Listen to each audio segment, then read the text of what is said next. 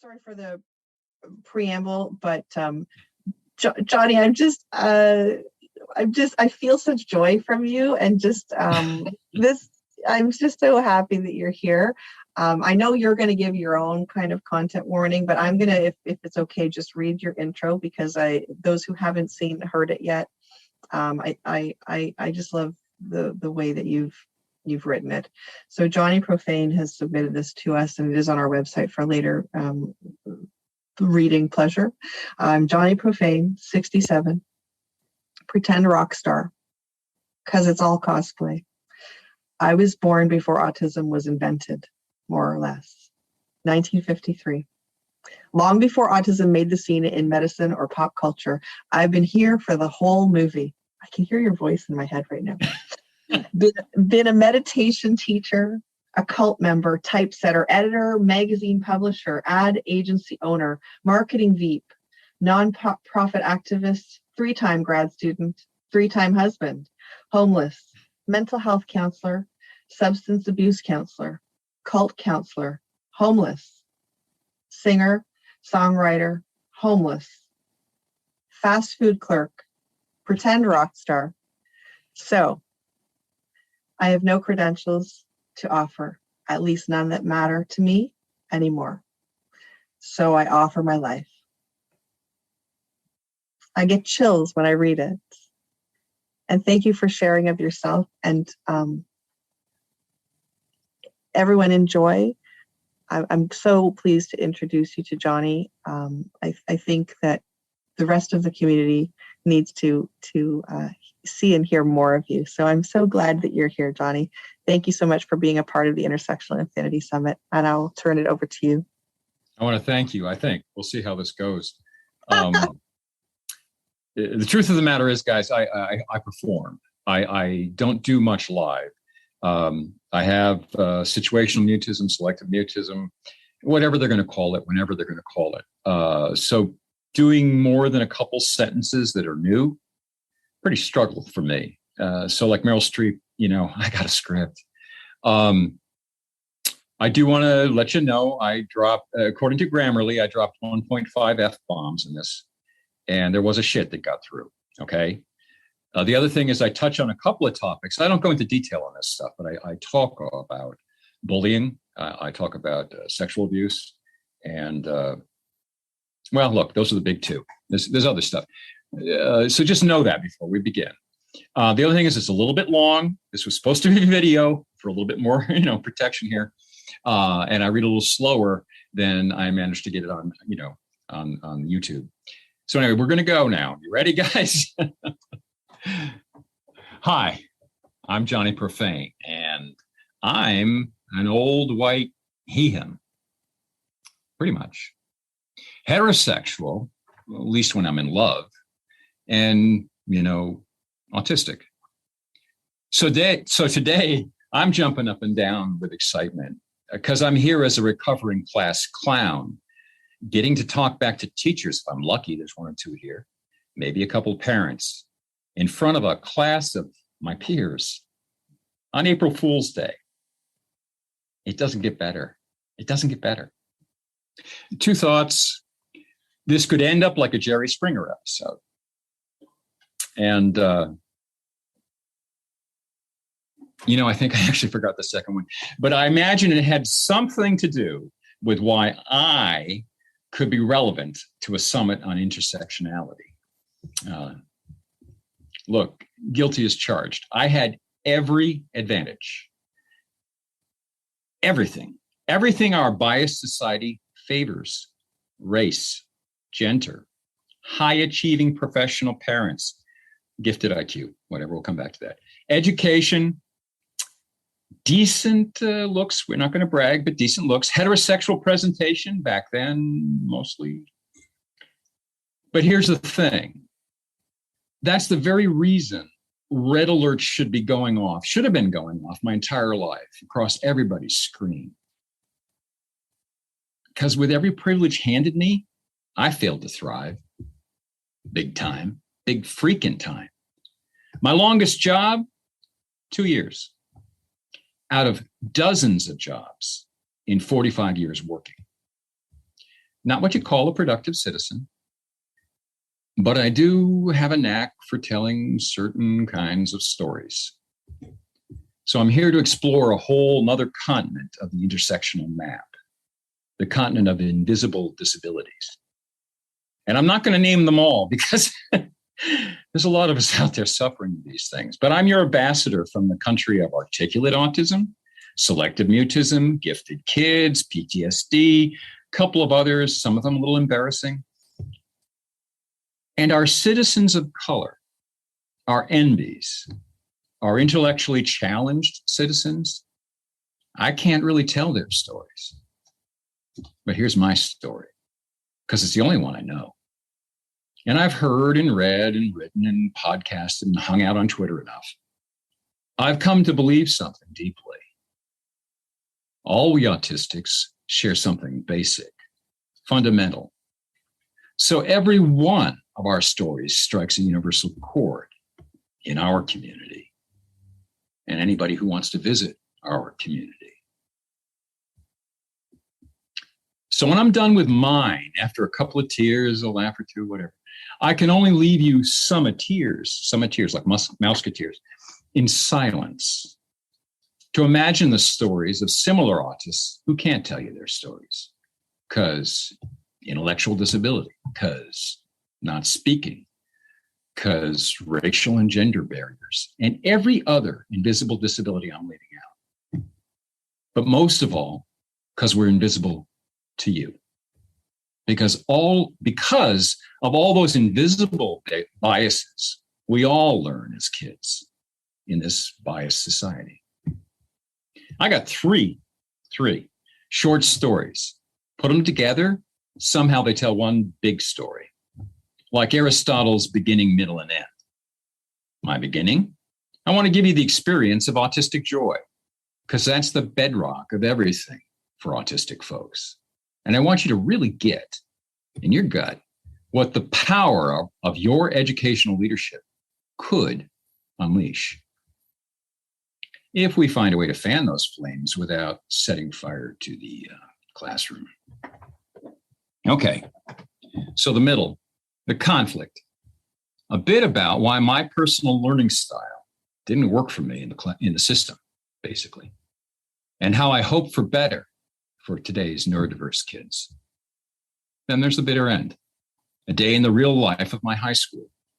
Some good, most bad. So that's the storyboard. But you guys have seen Pulp Fiction. You know it's more fun if I tell you out of order. You know, like beginning and maybe the middle, making you connect the dots. Enough of this shit. Here we go. Ooh, there we go. I just went up. So I'm at the Shalom Center in Bloomington, Indiana, college town. Trees, cute shops, parking meters to discourage the riffraff. I'm in line for a free breakfast, looking down the long queue toward the steam table. Damn, all the instant oatmeal's gone. I mumble out loud a lot. That shit settles my stomach. See, I just got off the ancient bus that the Genesis Project works as a shuttle. They used to run a warming shelter for the homeless. We hang out there and sleep on cots in a large tent, 8 p.m. to 6 a.m., March to November. And yes, I just said homeless. The rest of the day, we're on the street. I usually hung out at the library, internet. But they kick you out if you're caught napping, meditating too. That was embarrassing. But right now, the library's about a 6-block walk, breakfast, and a public shower away. The next guy in line looks like he just woke up in the early 70s. Army fatigues, a knit dread cap over scraggly gray hair. Thin guy. Must have heard me cuss out the oatmeal. Yeah, depends on donations. He doesn't look at me. Directly, I guess. Little bird glances at my face, at my hands. The good stuff comes and goes.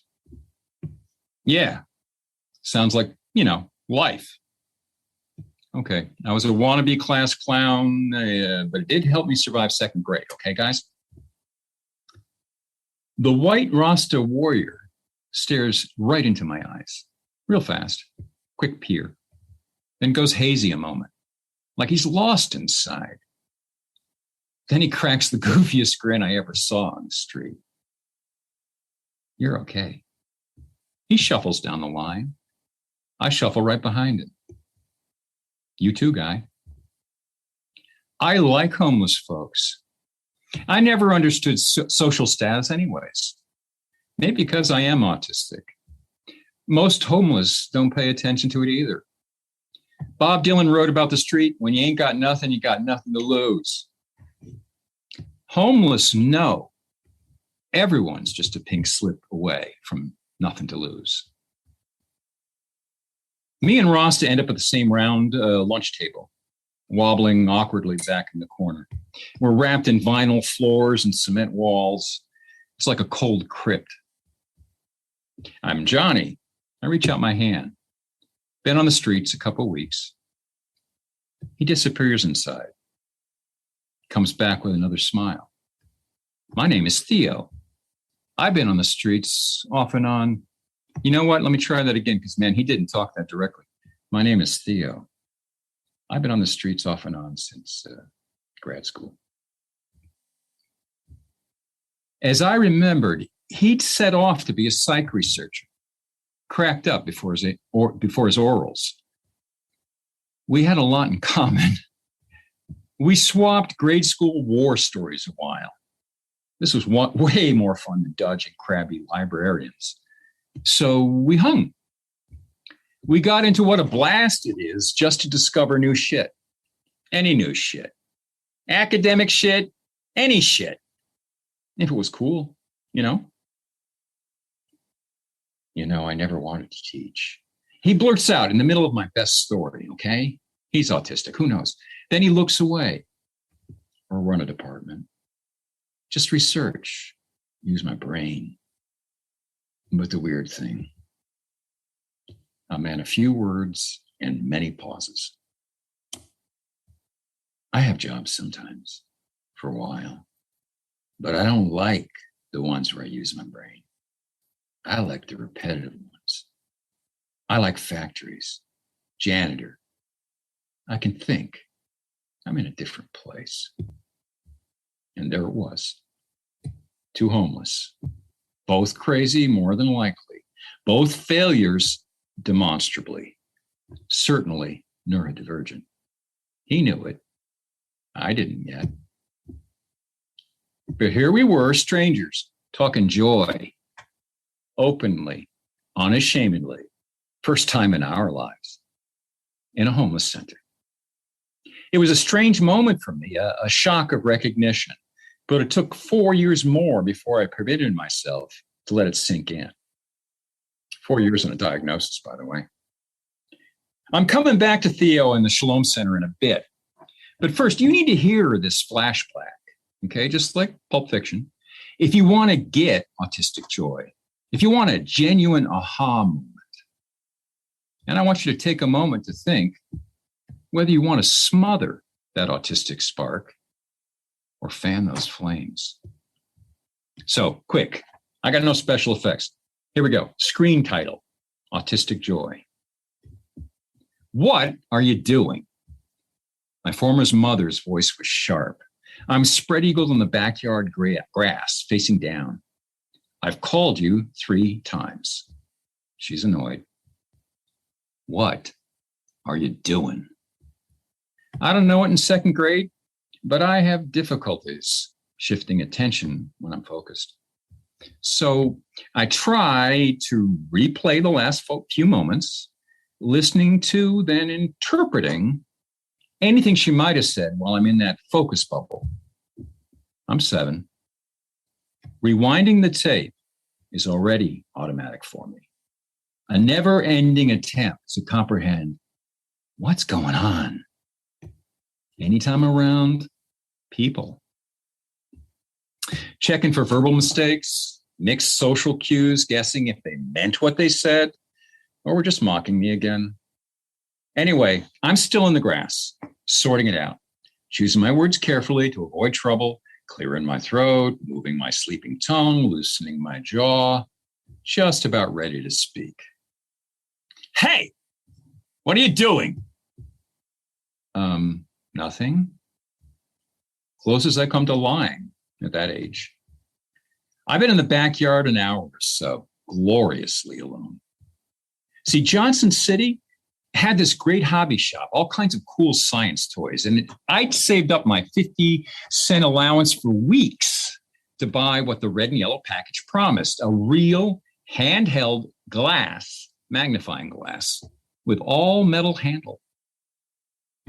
I was squinting through it, entranced, examining grass leaves, dewdrops, and ants. Dozens of ants, one after another. Antennae, mandibles, eyes, guiltily burning off the occasional leg with focused sunlight. Endless fascination. No time, no place, no words. I was in the flow. Okay, whatever you're doing. I wait for her command that will end my bliss. Stop doing it. It's time for lunch. I sigh, roll over, and trudge in. Hardly sounds like abuse, right? You know, the thing is, autistic joy is hard to explain, like to pretty much anybody who's non-autistic.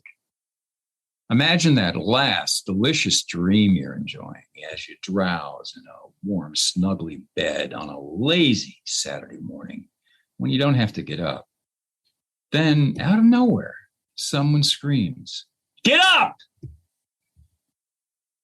You're so startled for a second, you don't know where you are, what you're doing, the time of day, the season. Now imagine that every damn day, many, many, many times a day. Torture, right? Being startled out of the flow, it's like that, whether you're a kid or an adult. You dig? That's as close as I can come to explaining autistic joy. That same joy you see on the face of an autistic kid, dancing endlessly, unashamed, in a sprinkler, in the sun. Lost to the world, found in himself. If I had to guess, this is precisely what being in the moment, in the now, mean. I think that is where I spent most of my childhood.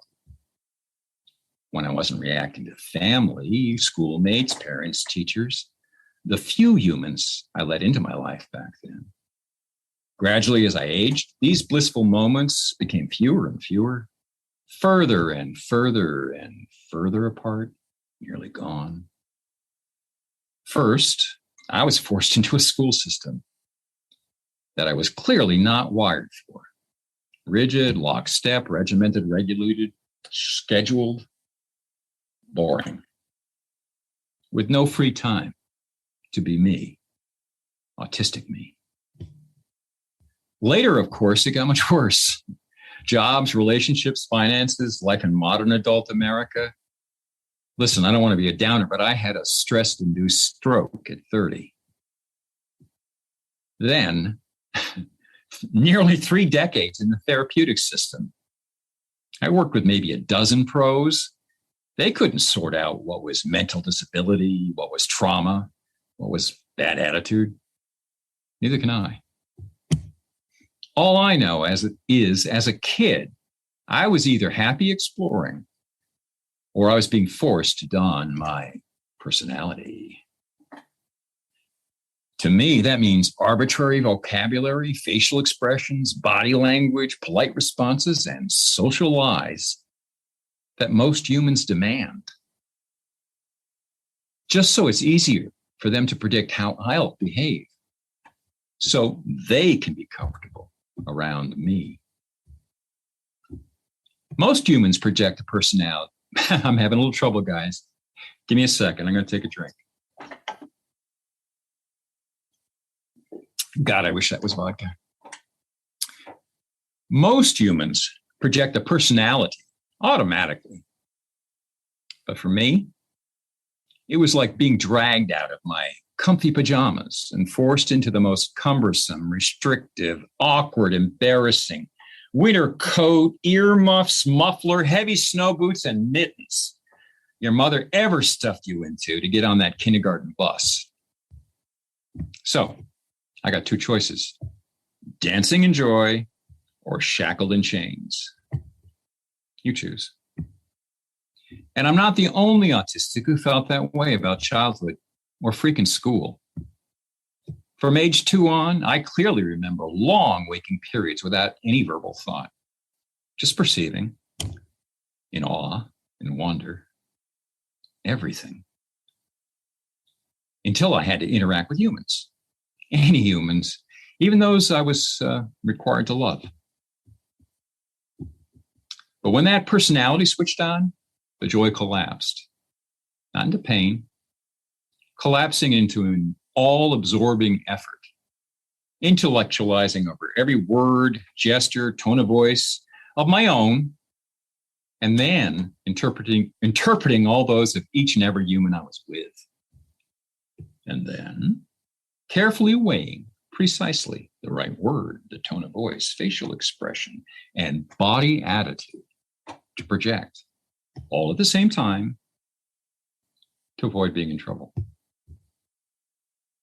Plus, even at a young age, I had a growing sense of the need to protect others from me every single second. Because I was different, arrogant, hurt people without understanding. Because I was bad. So when this autist entered school, I brought two things: the capacity for bliss and fear of shame. Over the years, the flow, the bliss got lost. The shame hung around like a fart in a closed classroom. I've written about how I work to regain autistic joy, much of it common sense: rest, nutrition, reducing social contact, and sensory stimulation, relaxation techniques. But the thing that's important to this story is how I've rewired my thinking on my special interests. A medical term that stinks of sickness. Some autists are trying different language, like specializations. They're not a forbidden pleasure, a shameful quirk, something I waste time on when there's nothing more important to do. They're my guiding passions, my gateways to bliss, transcendence, oneness, my reason for being, my job. That spring day, on a lawn in Johnson City, I saw infinity in a burnt-off ant leg. And eventually I went for it. Now there's a significant pause, and we go, meanwhile, back in Bloomington, Theo and I aren't talking about bliss in school 50 years later in the homeless shelter. We're talking about schoolyard bullies, talking bullying teachers, and school systems with only 2 tracks. Counselors either shoehorn kids into college and professional careers, or reassured us the world really needed more mechanics and beauticians. Theo shared that he was a wreck long before he hit grad school, grammar school, high school. So stressful, he basically slept most of the time, recovering when he wasn't there. Later jobs were the same for him. Me? Here's my story. Imagine a title screen. You're not that smart. I'm headed out the door of algebra. Mr. Connor gestures. Come here. Yeah, I shuffled, slumped. Shoulders, whatever. Attitude. What? I've seen your records, your test scores. He leaned in. He did that shifting his glasses to the top of his head thing. He meant business. I don't believe him. You're not that smart. Ouch. I don't even like reading this to you. Look, I'm going to give you a day in my high school life, okay? Not really one day, a mishmash of days to make a story. Here's some background. Kindergarten, teachers, I had two, both told my mother I was unusually creative and maybe smart. First grade, I was that kid who always raised his hand first. That's what my parents told me to do. And it actually worked for a while. But by the end of second, teachers weren't digging that raised hand thing so much. I never sat still. I never stopped talking. And I was well on my way to becoming a class clown. I read all my textbooks the first month. So, I got bored. The first time I made a comment that cracked the class up, it was all over. Then, with my luck, the results of my first IQ test came in. Off the charts, Stanford Binet, There was shock. Parent-teacher meetings. But my parents fought me skipping grades. It was a philosophy for them. And my poor parochial Catholic school had no other enrichment programs. The end results? I got labeled a smartass. Technical term, turns out. Honest. They showed me my permanent record. Scared the shit out of me. By third grade, Mrs. Leonard was one of a long line of teachers who bullied me into submission. Basically, that's when I started to shut down. Long before this day in high school. I want to dash down the hall to beat the bell for algebra. I dodged two guys and a girl who think it's funny to try to trip me. But tight end Steve, he body checks me, shoulder to shoulder. My books go everywhere. Hey, what happened to your shirt? An eruption of girlish giggles. 2 periods ago, some seventh grader had screamed, fairy loop, and ripped the loop off the back of my madras shirt. And they were a big thing in the 60s. Left a big hole. I say nothing, but my teeth are grinding. I feel nauseated again. I make it into class. Maybe we were doing quadratics. I don't remember. Because 5 minutes, I'm fighting sleep. As usual. I use all my tricks. I try staring at the sweeping red second hand of the class clock, seeing how long I could hold my breath. Nothing spectacular, maybe a minute 50. After about 10 minutes of trying to set a record, I switched to counting my heartbeats. See, I was reading yoga philosophy, Krishnamurti, Yogananda. I wanted to see if I could slow my heartbeat, like yogis do. Seems like I remember getting it from about 80 to 60. That actually made the time fly for a while. Then I'm doodling. I used to do these weird maze-like patterns of intricate intersecting lines, pages of them. My hand would cramp holding the big pen. Mr. Nap. The whip cracked from the teacher's desk. I glanced at the chalkboard. C squared. I was right. What are you doing there? He doesn't care I'm right, which never makes sense to me because it's never about being right, even when I'm wrong. I think better when I'm doodling. Karen, you know about that. Well, in my class, learn to think without doodling. Okay, Mr. Connor. So I'll go back to counting my breath. On the way out, he corners me. You're not so smart. My memory is a little hazy, but replaying the scene as an adult, I believe he wanted to motivate me. My quizzes were sloppy, lots of mistake. He thought I was a lazy kid who wasn't as smart as I thought I was. He probably was right. You think things come easy to you. He glares a moment. You got to drill. Like any student, you actually got to drill. Drilling was big with him. He didn't know it, but I was barely functioning. All I heard was, "You're not smart." That evening was the first time I remember considering suicide. I'm sorry, guys. It is hard to perform this. That evening was the first time I remember considering suicide. A few years later, I tried the first time at 17. In 7th grade, I left a substandard parochial school in Minnesota. My father took a job in New York, and that made me the new kid in a well-funded public system in a wealthy suburb of New York. Just as the puberty hormones were hitting, and kids my age were splitting into cliques. But I'm a stranger, weird, a loner, awkward physically, God knows socially. The peer bullying was horrific for years.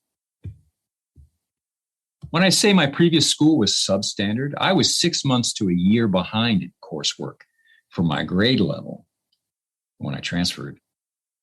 But one science teacher really believed in me and fought for me to enter the honors track, which meant they had already covered all of 7th grade math before I joined them. And that was the second semester. So I had to learn all of 7th grade and the first month of 8th instantly.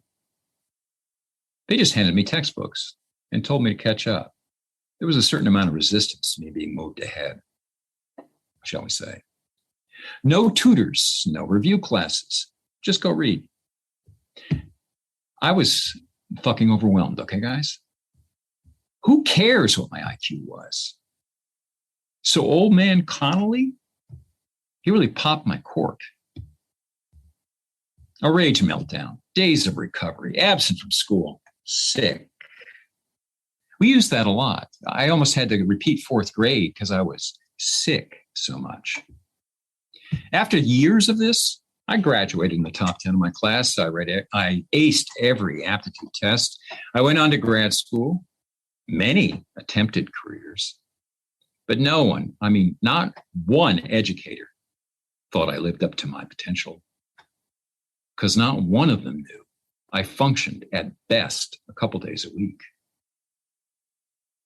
In and out of incapacitating depressions, frustrating bouts of not being able to speak under stress, that selective or situational mutism, inability to meet deadlines, prioritize tasks, and on and on and on.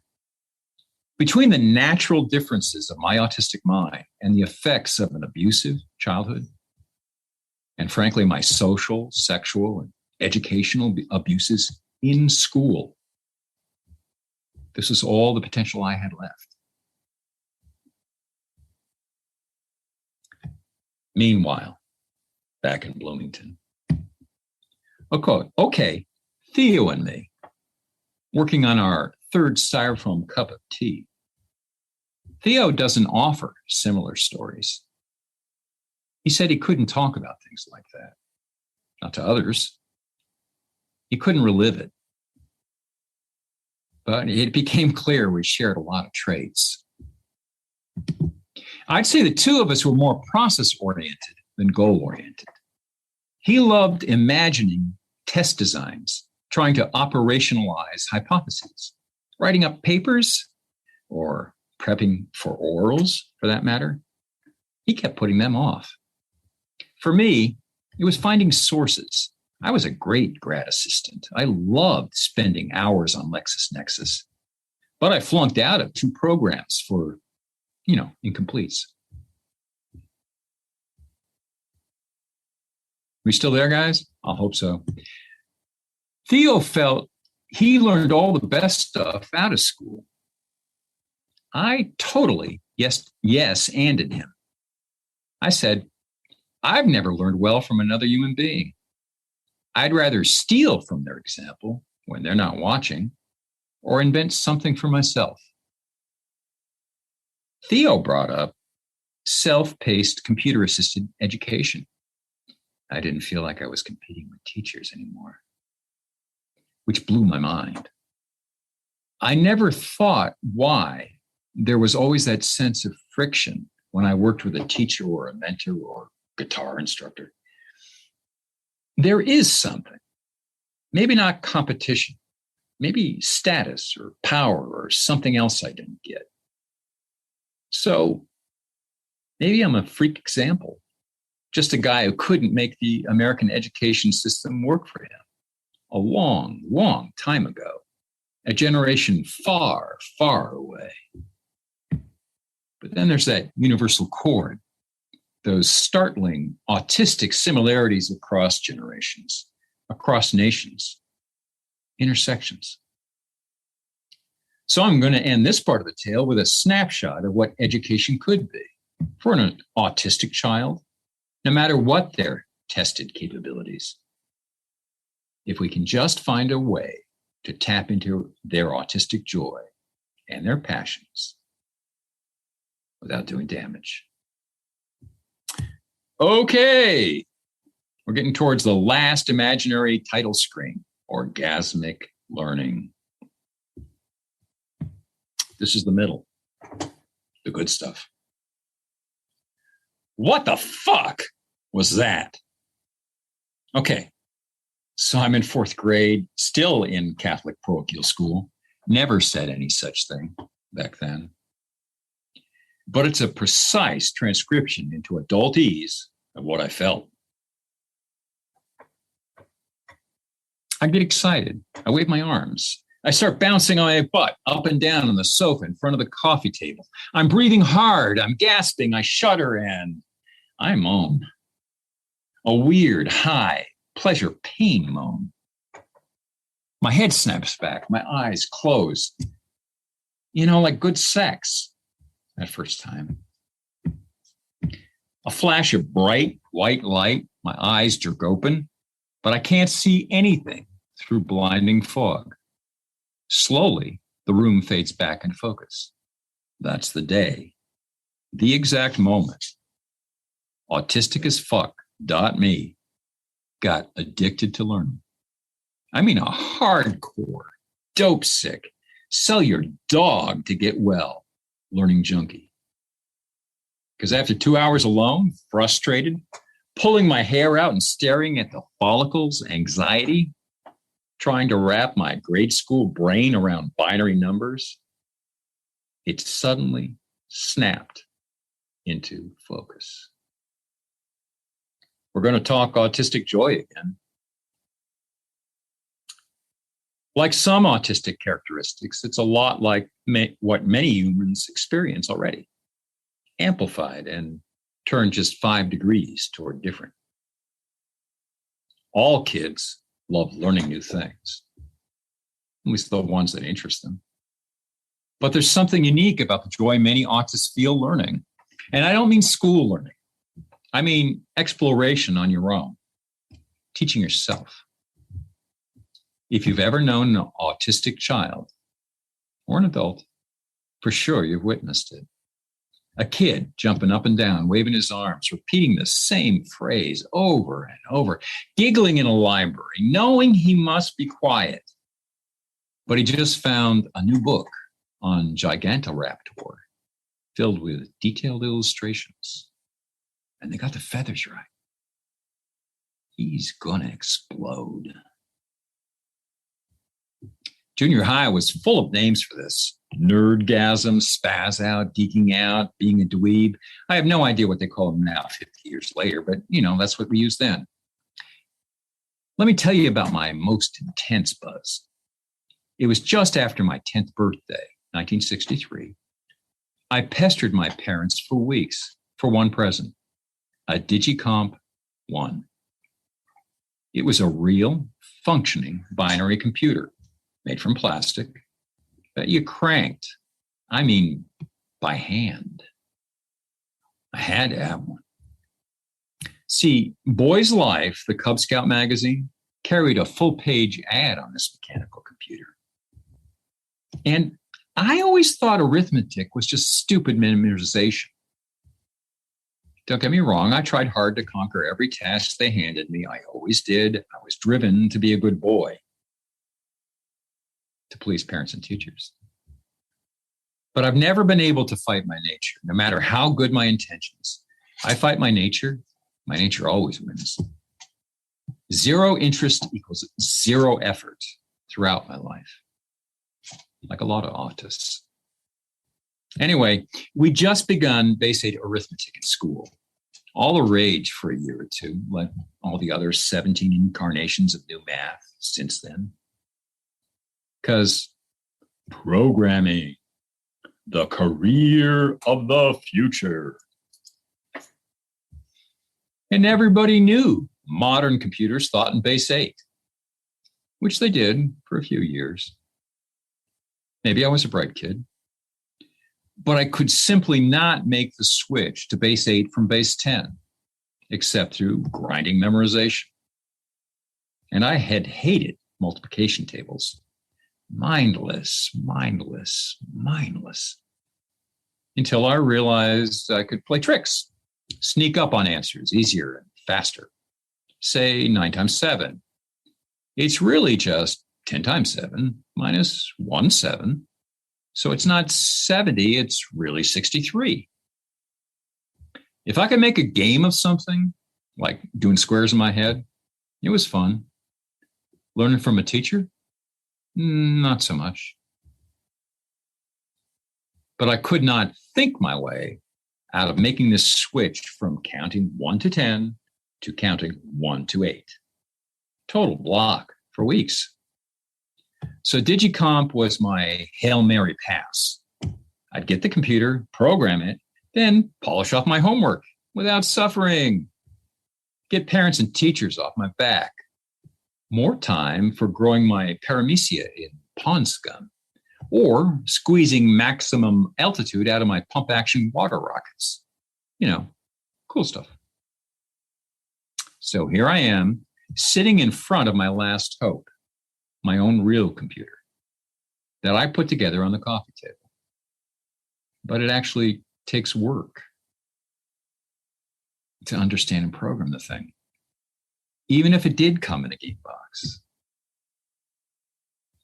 More work than base 8 was in the first place. Throbbing headache, taut nausea.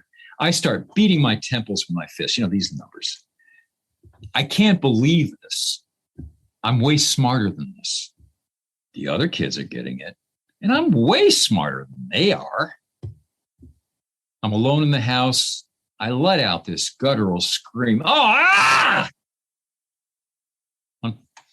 aimed right at the instruction manual, okay? I'm looking at 4 sets of 1. It felt personal, like someone was doing this to me on purpose. I'm looking at 4 sets of 1s and 0s. 0, 0, 1, 0, 1, 0, 1, 0, 0, and 1, 1, 1. The 1 means 1. Okay, I got that. But add 1 plus 1, you get 10, which really means 2. The 100 means 4. 111 means 7. And somehow this relates to base 8 and is going to do my homework for me.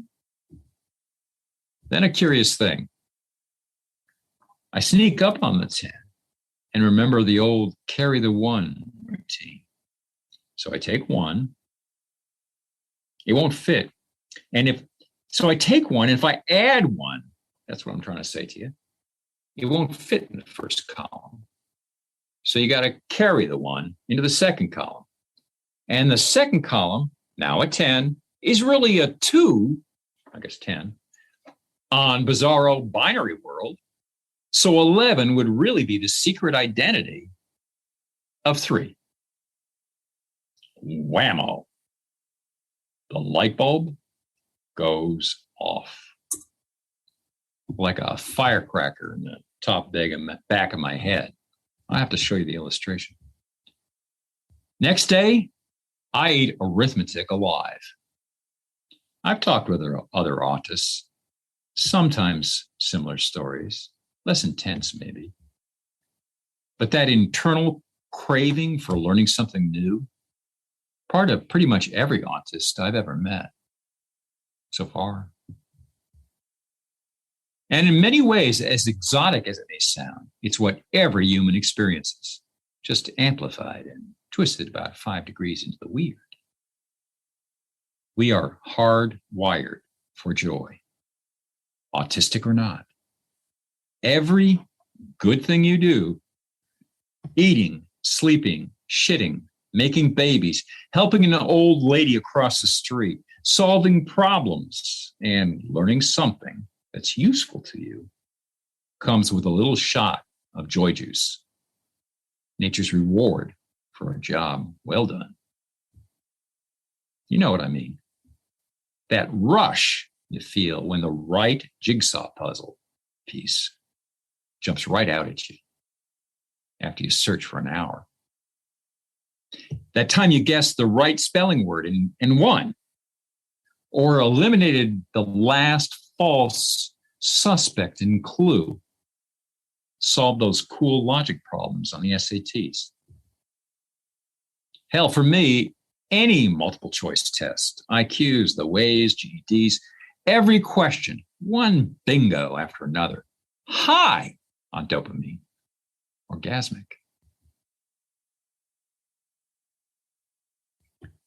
So maybe I never experienced that moment of learning again with such clarity and ecstasy. But each and every time, there's that faint echo, like chasing the ghosts of your first monster roller coaster or your first kiss. The excited squeals, the flapping hands, the jumping up and down.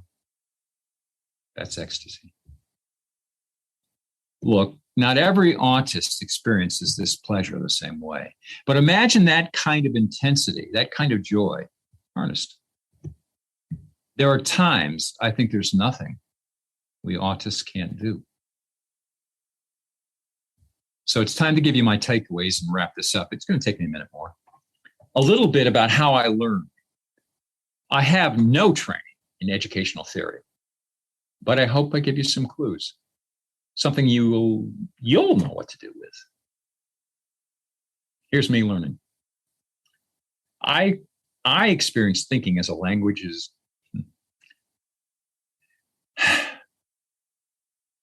Let's try that again. I experience thinking as a language of images, sensations, feelings, and metaphors. More than words, sentences, logic, symbols. My memories? They're not facts or words or judgments.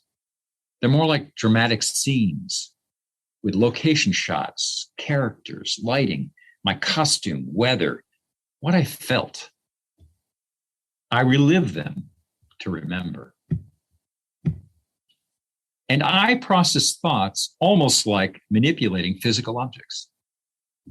Numbers are like blocks that snap together, fitting like Legos. Music, in my mind, vines and intertwines in space. I remember language more clearly when I handwrite or make notes in book margins. Things I can touch or imagine I can touch are most real to me. Memorizing words, symbols, nah. Get me into the process, the sensations. To some autistics, some of this will sound familiar. Like, doesn't everybody? Others are more at home with symbolic logic. I learn differently than other folks. I need to understand. I need to co-invent. If I don't understand something from the inside, it doesn't exist for me. I learn new categories of knowledge somewhat slowly, like switching to base 8. Switching from clock faces to digital clocks, what a freaking nightmare. But once a new area opens up to me, I seem to associate the skills and the concepts with other related knowledge more rapidly than most folks. even come up with new solutions. Supposedly thinking outside the box. The box blew the line, man. Take music, art, and literature. Rhythm, texture, line, shading, repetition, variation, direction, structure. Really, it's all pretty similar. I switch from one to another. For some, it's the same with math. Director Tim Burton might be autistic. He made Edward Scissorhands and The Nightmare Before Christmas. Physicist Albert Einstein might be too. He made relativity. And shows up on the Brainy Quotes website a real lot. How we explain the ecstasy of that process to ourselves and others, probably different.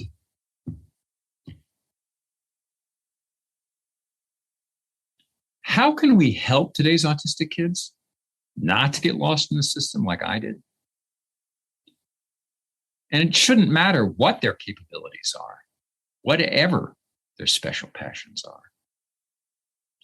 We need an autistic education centered on autistic natures. By engaging the power of autistic specializations and passions, and then building further, using those skills, concepts, and similarities to teach new areas, not trying to make them learn like other brains learn.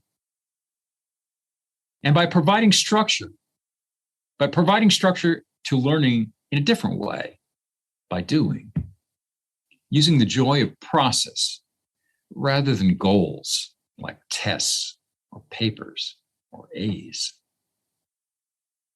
or competition ranking. I was gifted. I was the freak because my disabilities were invisible. What school expected of me, more than I could handle. There's no question I came from privilege, and yet I was disabled. Even if so many of you listening, or folks you care for, are even more disabled. For myself, I don't compare disabilities. It's not a contest. I failed to thrive. Other gifted kids fail to thrive. I have no clue who suffers most. Does it matter? Look, there are groups of kids, for various reasons, that education marginalizes. There are kids suffering. Address their needs. School isn't a triage unit on a battlefield. We don't prioritize who survives and who doesn't. I hope. You see a kid in pain, deal with the pain. I thought I'd end on an important side point. I write about childhood experiences a lot with purpose. It's a great meeting ground. Who doesn't love kids? So parents of autistic kids, professional caretakers, and adult autists, when we share notes, childhood memories, experiences, and our own thoughts on them, you get a peek into the mysterious world your autistic child inhabits, the joys, the wonders, the fears, the challenges, the victories. And honestly, I write about kids because I get to turn again and again to my earliest memories to recover my own natural joy. May this generation never lose it. Okay, that's a wrap.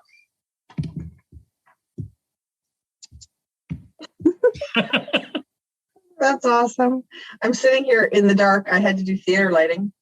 And like, I feel like I need to listen again, watch again to just peel back some of the layers, because we were seeing a lot of claps and hearts and, just responses. And that's, I think, why I like listening to you so much. And I know this was hard to do live because you present such a polished, beautiful podcast, and Yeah. You did a remarkable job. I'm like, to do that live is very hard, right, Maddie? Like, so hard. Yeah. I just want to say, Johnny, just blown away, honestly, every time listening to you. I have for a long while now, and your style, the words, just the backstory of you, it's such a privilege to have you here. And, you know, writing myself and spoken word and the sound of words, I'm just like... Maddie, that means a lot. Just take it all in, man, you know, like future collaborations and stuff out of here, but it's such a pleasure, you know, honestly, man. I enjoyed that, and a lot to think about as well, so I'm just having such sensory joy with what I've just witnessed, and I'm sure everybody... That's really cool. I mean, because you feel like you're pissing into the void. You know what it feels like. Yeah, man. Yeah, that's the thing, in that stream of consciousness, and I felt that while you were doing it, and my style of things as well is really that authentic connection and trying to connect the thoughts. So doing it live, it's like this disconnect, right? But I felt you with it. I feel that in the way you express, and now it's a real joy and pleasure, man. But yeah, I feel you. It's surreal, isn't it? Very surreal. Yeah. Absolutely. I did feel naked without the reverb, I'll be honest.